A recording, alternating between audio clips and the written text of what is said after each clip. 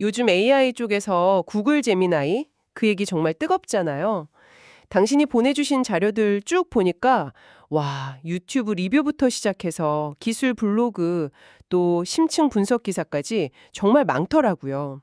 네, 그래서 오늘 저희 미션은 이걸 한번 제대로 파헤쳐 보는 겁니다. 제미나이의 진짜 핵심 기능이 뭔지, 그리고 어떻게 써먹을 수 있는지, 특히 그 최신 2.5 프로 버전 중심으로요. 왜 이렇게 주목받는지 당신께 딱 필요한 정보만 쏙쏙 뽑아보죠. 네, 맞아요. 제미나이는 구글이 만든 AI 모델이고요. 웹사이트나 앱으로 그냥 쓰면 됩니다. 버전도 좀 나뉘어 있죠? 그렇죠.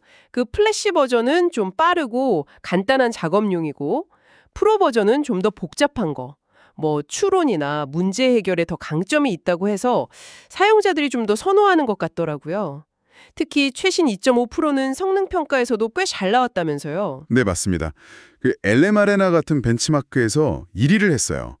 이게 사용자들이 직접 써보고 어떤 답변이 더 좋다 이렇게 선호도를 매긴 거라 의미가 좀 크죠. 소위 그 생각하는 모델 방식을 쓴다고 하는데 복잡한 요청이 들어오면 스스로 계획을 세우고 실행하다가 중간에 오류가 있으면 고치기도 하고 그런 능력이 좋아졌어요. 그러니까 좀 더 체계적으로 문제를 풀어간다는 거네요. 제미나이 하면 또 빼놓을 수 없는 게 멀티모달 능력. 텍스트만 아는 게 아니라 이미지, 오디오, 비디오, 심지어 코드까지 이해한다면서요. 네, 그렇죠. 그리고 이 부분 관련해서 보내주신 자료 중에 진짜 눈에 띄는 게 있었어요. 바로 컨텍스트 창, 100만 토큰이라니 엄청나네요. 네, 이게 곧 200만 토큰까지 늘어날 예정이라 더 기대가 커요. 덕분에 아주 긴 문서 있잖아요. 아니면 녹취록이나 비디오 같은 걸 통째로 놓고 분석하거나 요약할 때 정말 강점을 보여요. 다른 모델들하고 비교하면 확실히 좀 돋보이는 부분이죠. 물론 일부 개발자 커뮤니티 자료 보니까 이게 너무 크다 보니까 오히려 뭐랄까, 양날의 검. 이런 의견도 있긴 하더라고요. 코딩할 때 너무 많은 정보를 한 번에 주면 프롬프트를 아주 잘 짜지 않으면 오히려 집중도가 떨어질 수도 있다. 이런 지적이요. 네, 그럴 수도 있겠네요. 하지만 확실히 긴 유튜브 영상이나 회의록 같은 거 요약하고 또 복잡한 PDF 분석하는 데는 정말 유용할 것 같아요. 그리고 많은 분들이 제미나이의 진짜 킬러 기능으로 꼽는 게 바로 구글 워크스페이스 연동이더라고요. 지메일, 드라이브, 문서, 스프레드시트, 유튜브 이런 것들이랑 바로 붙는다는 거죠. 맞아요. 설정도 그냥 Gmail 설정 들어가서 스마트 기능 켜주면 되니까 간단하고요. 이렇게 해두면 이제 제미나이가 당신 이메일이나 문서, 파일 내용을 파악해서 관련된 작업을 도와줄 수 있게 되는 거죠. 활용 내시 보니까 진짜 혹하던데요. 안 읽은 메일 쫙 모아서 주제별로 요약해준다거나 아니면 특정 유튜브 영상 내용 뽑아서 바로 당신 발표자를 초안 만들어줘. 이런 식으로 요청할 수도 있고. 네, 그렇죠. 구글 스프레드시트에서는 AIF 함수를 바로 쓸 수 있어서 데이터 분석이나 예측 같은 것도 가능하고요. 드라이브 폴더 안에 문서들 싹 요약해줘. 이것도 당연히 되고요. 그러니까 막 열어두고 왔다 갔다 할 필요가 줄어드는 거잖아요. 근데 앱 화면 옆에 바로 제미나이 창 띄워놓고 쓰는 그 사이드 패널 기능은 유료 플랜 사용자한테만 제공되는 걸로 알고 있어요. 그건 참고해야겠네요. 추론 능력이 확실히 좋아졌어요. 복잡한 지시사항 이해하는 거나 실제 코딩 능력 같은 거요. SW 벤치 같은 벤치마트 점수도 잘 나왔고요. 수학이나 과학 문제 푸는 능력도 꽤 향상됐다고 합니다.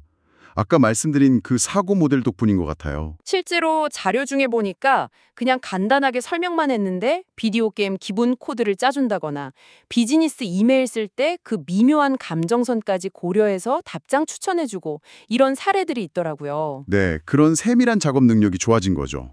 그리고 딥리서치나 딥싱크 기능 이것도 좀 더 깊이 있는 정보 찾을 때 유용해 보였어요.